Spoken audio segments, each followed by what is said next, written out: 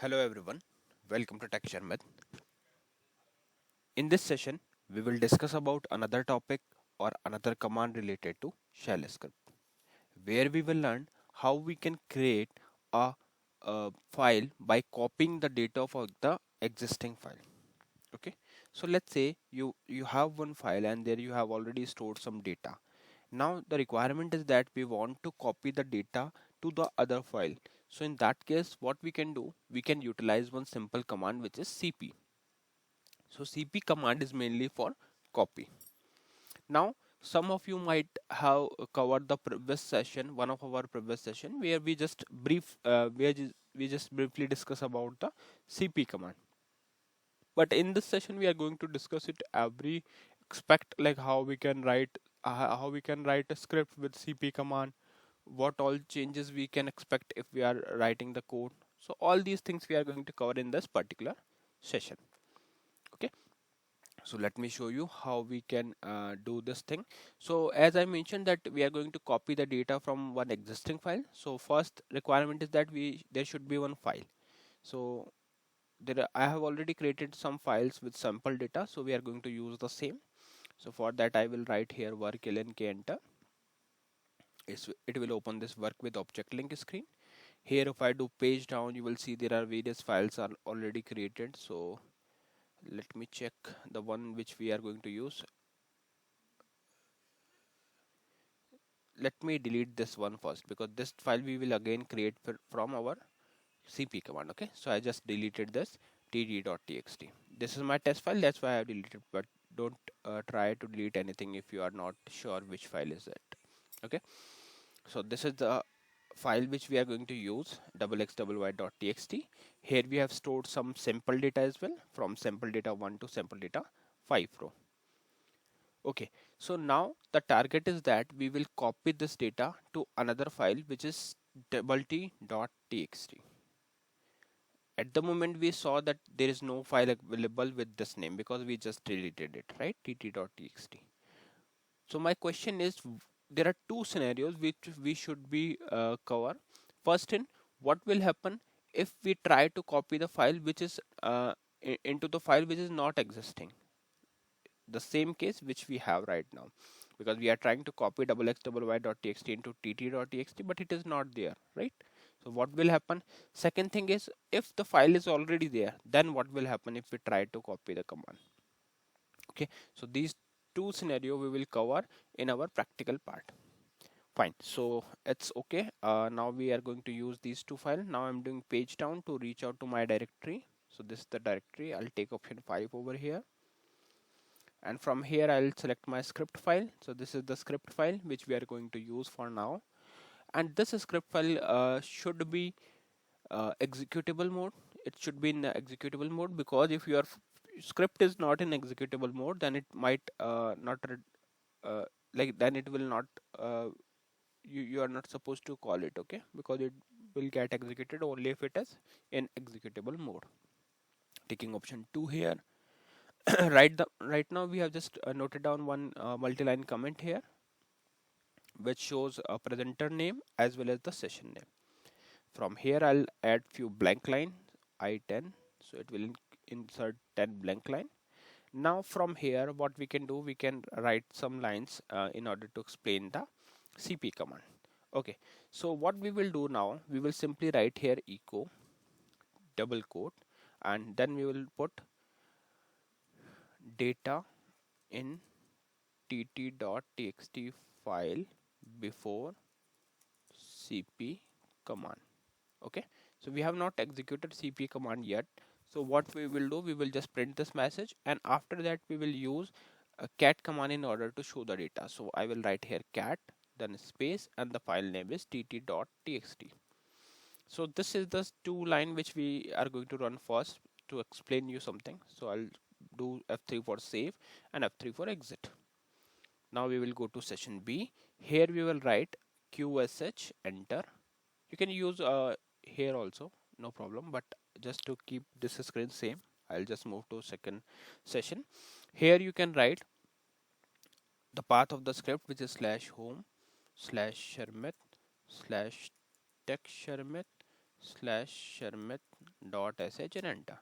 And now you can see it shows this message tt.txt no such path or directory exists, which is correct, right? Because this file is not there in the system, we just deleted it.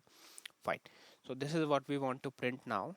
Now after this we will print echo data in xxy dot txt file. Okay, just this, just to show you like what data we have and what we are going to copy. So here I'll write cat xxy dot txt and enter. Save for exit, say F3 and for save and exit. Now we will run the same script again, and this time it is showing, firstly it is showing data in tt.txt file before cp command, and it shows error because this file doesn't exist. Then it shows data in xxy.txt file, and the data is sample data file. Clear. Now we will move to third step where we will copy the data. So here I can use cp command. So simply write cp space xxy.txt space and then the next file, which is tt.txt. Right now I'm not providing the path of this file, but I always recommend to put the path. But here we are just discussing it for the demo purpose, that's why I'm not using, I'm directly passing the file name. So what it will do, it will create it into the by default location, which is /home/Sharmit. Okay, so what this command will do, it will copy the data. After copying the data, we will again print the echo data in tt.txt file before c, sorry, not before, here it should be after cp command, and close. And below to this, what we will do, we will simply write here cat space tt.txt and press F3 for save and exit. Alright, now in this screen, if I press F9 and hit enter, you can see it shows the data like this. Firstly, it is showing tt.txt is not there, which is correct because that moment the file was not created. Then it shows data in xxy.txt file, and after that, once we are done with the cp command, it shows the data in new file, which is tt.txt. So at the moment, if you try cat here also, cat tt.txt file, you will see the data is present here, right? All right, now my question is, what will happen if we try to run the same script again? Will it append the new data, or will it replace the entire data? So to explain it in better way, what we will do, we will change the file name this time, and we will put this file, okay, abcd, or maybe other file we can select with some other data. Let me run rpgle again, www.b.t. Yeah, this file we can select, okay, but don't get confused, this is confusing data. So let me select another one. Output.txt is blank, okay, rrY.txt. Yeah, this one we can select, okay, testing line 1. All right, so let's move to the directory again and do some modification to understand like what will happen if we try to run the same script. Will it to the existing file? Okay, let me show you what I'm doing right now. tt.txt, this time it will show you the data again, and then we have data in xxy.txt file. So instead of this, we will put, I think it was abb.txt. Let me check. Work.lnk. I think it was abb.b.txt. No, it is not. rrY. Yeah, rrY.txt. Okay, fine. So let's move again. rrY.txt. Here also I'll change rrY.txt. And here we will make rrY.txt. Fine, rest would be the same, so I'll press F3 for save and exit. This time when we call the script, let me run the script by running qsh /home/Sharmit/tech Sharmit/Sharmit.sh and enter. So you will find from top, like this was the data which we inserted last. So before cp command, the data is this.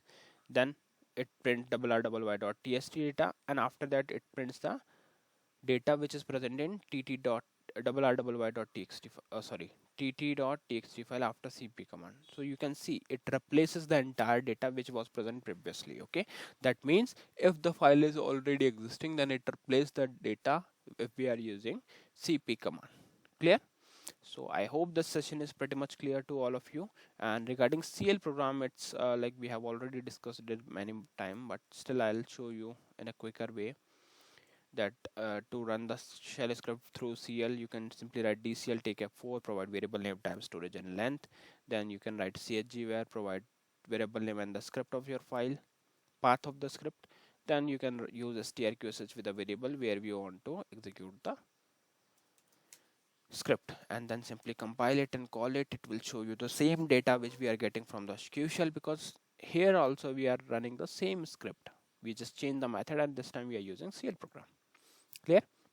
So yeah, that's all for this session. I hope this it is clear to all of you. In the next session we will discuss few more things. So thank you for watching Tech Sharmit.